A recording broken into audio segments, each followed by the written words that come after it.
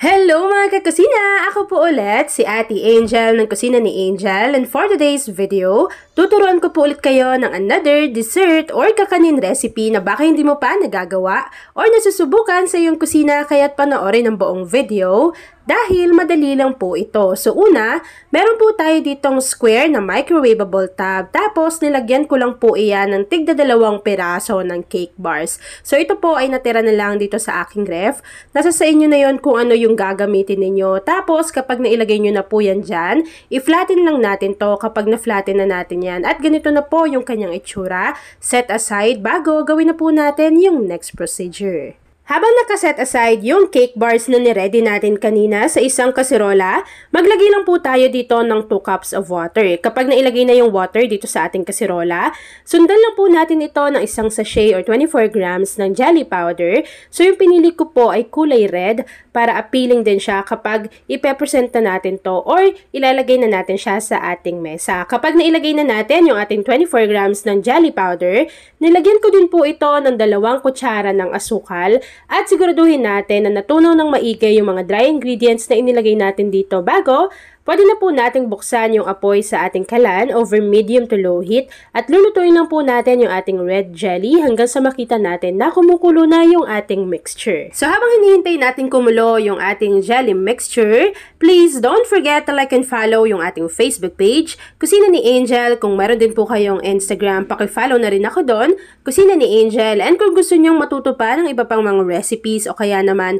gusto nyo rin mag-share ng mga niluluto ninyo everyday, pwede kayong sumali sa ating Facebook group. Andyan lang po yan sa ating Facebook page. At ayan na nga mga kakusina, kapag kumulo na po yung ating red jelly mixture, pwede na po nating i-off yung apoy sa ating kalan at isalin lang natin to dito sa ating lagayan. Kapag naisalin na natin to dito, hintayin natin yung mag-set at mag-firm bago gawin na po natin yung ating cream mixture. Habang hinihintay po natin na mag-set or mag-firm yung ating red jelly, sa isang kasirola, pagsumasamahin po natin ang mga ingredients. Naglagay tayo dito ng 1/2 cup ng cornstarch. Maglagay na rin tayo dyan ng 1/4 cup na glutinous rice flour. After po natin mailagay yung ating dry ingredients, haluin lang muna natin ito hanggang sa mag-combine. And then tutunawin po natin ito sa evaporated milk. So una, naglagay muna tayo dyan ng konting evaporated milk dahil hahaluin po natin ng maigi yung ating dry ingredients para sure tayo na hindi siya namumuo sa bottom ng ating pan.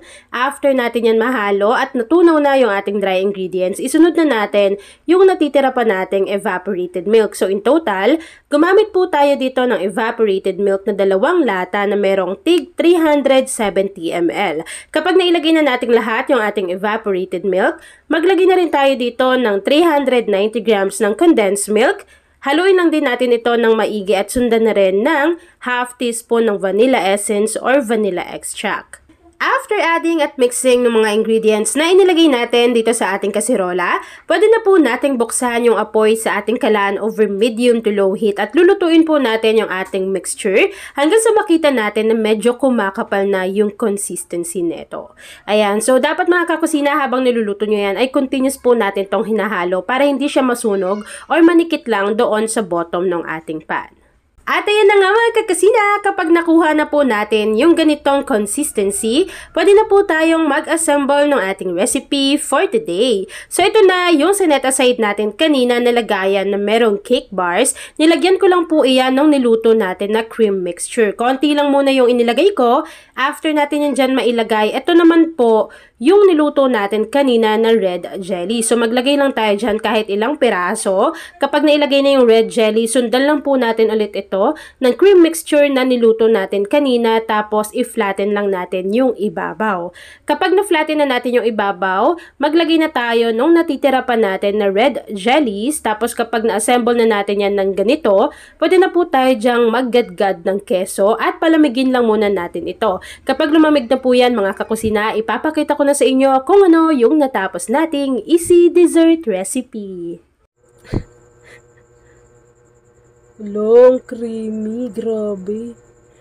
At ayan na mga kakusina, tapos na naman po ang ating easy dessert recipe na Christmas cream cake. Kung nagustuhan mo yung ating video, please like and share this video. At kung hindi ka pa nakakapag-subscribe sa aking YouTube channel na Kusina ni Angel, please click subscribe button, click mo na yung notification bell, click all para lagi kang updated sa bawat ina-upload kong mga videos. At kung isa ka din pala sa dessert lover, say hi Angel sa ating comment box section. Yan lang mga kakusina. Thanks for watching and enjoy this video.